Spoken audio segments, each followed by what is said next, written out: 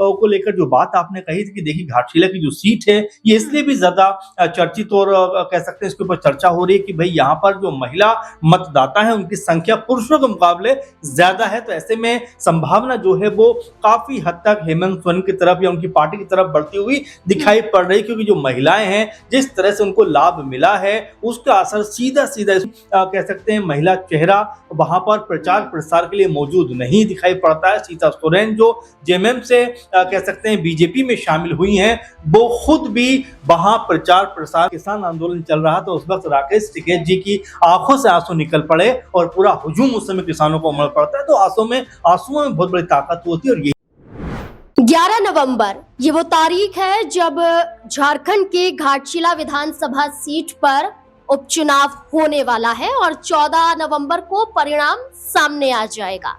लेकिन मुकाबला कड़ा है, क्योंकि एक तरफ भारतीय जनता पार्टी के जरिए चंपई सोरेन के बेटे बाबूलाल सोरेन को दूसरा मौका दिया गया है।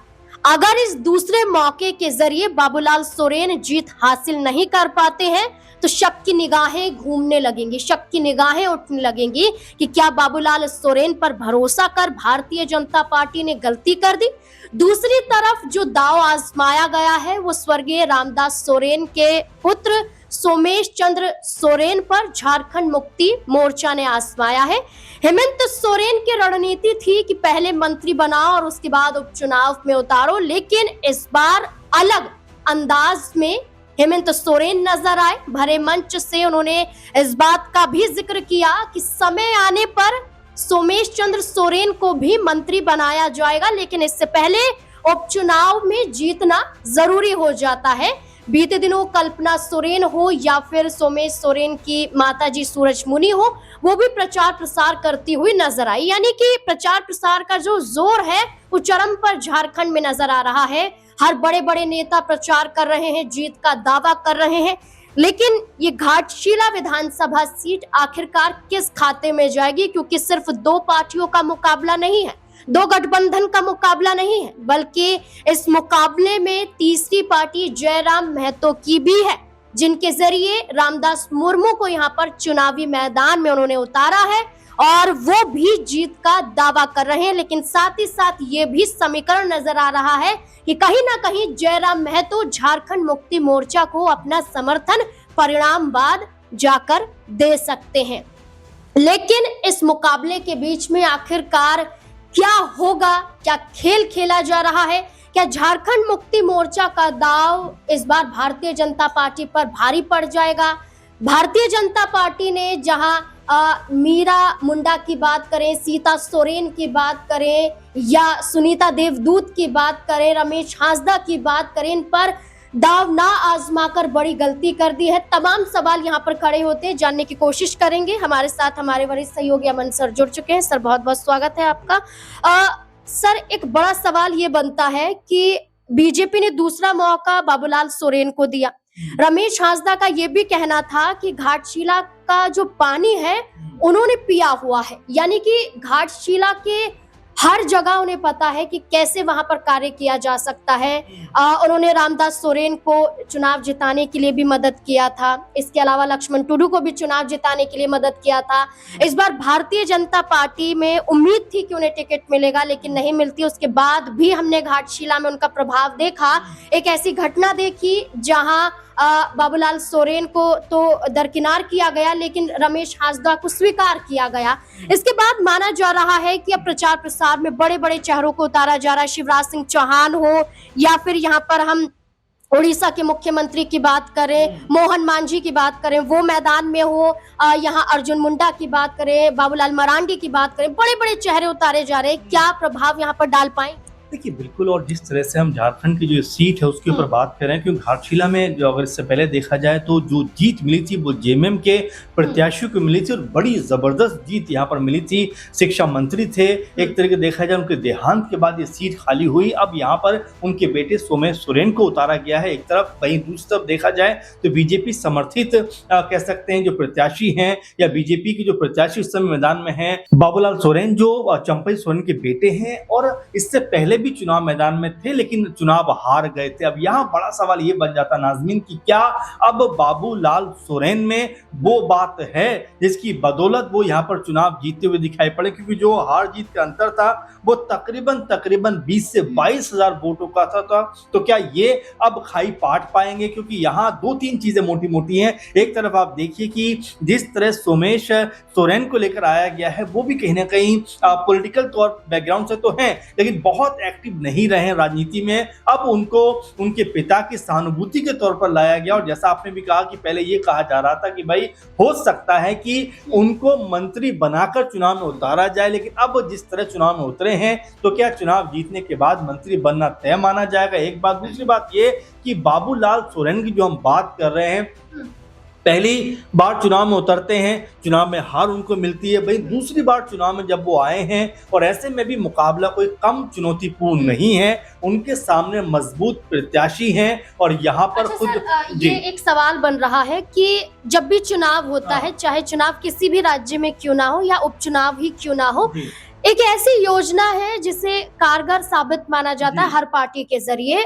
वो एक ऐसी योजना है जिसमें महिलाओं को साधने की कोशिश की जाती है। महिला सम्मान योजना की बात करें, झारखंड में मैया सम्मान योजना की बात करें, बिहार में एनडीए की तरफ से इसके जरिए महिलाओं के खातों में राशि दी जा रही है, तेजस्वी यादव के जरिए भी वादे किए जा रहे हैं। लेकिन झारखंड में बीजेपी क्यों पिछड़ रही है? क्योंकि मैया सम्मान योजना के तहत जहां 50 लाख महिलाओं को राहत झारखंड मुक्ति मोर्चा के जरिए दी जा रही है, वहीं घाटशिला में भी दावा किया जा रहा है इसी योजना के तहत, और साथ ही साथ कल्पना सोरेन को भी ये मौका दिया गया है, इन्हें भी कमान सौंपी गई है, सोमेश सोरेन की मां को भी कमान सौंपी गई। लेकिन भारतीय जनता पार्टी के जरिए कोई ना महिला चेहरा, ना कोई महिलाओं के लिए वादे, क्या कहते हैं? देखिए, पहली बात तो ये है कि बीजेपी के लिए स्थिति इसलिए भी विकट है कि यहाँ पर सरकार उनकी नहीं है, और जो सरकार यहाँ पर है हेमंत सोरेन की, वो इससे पहले ही मैया सम्मान योजना को चला चुके हैं।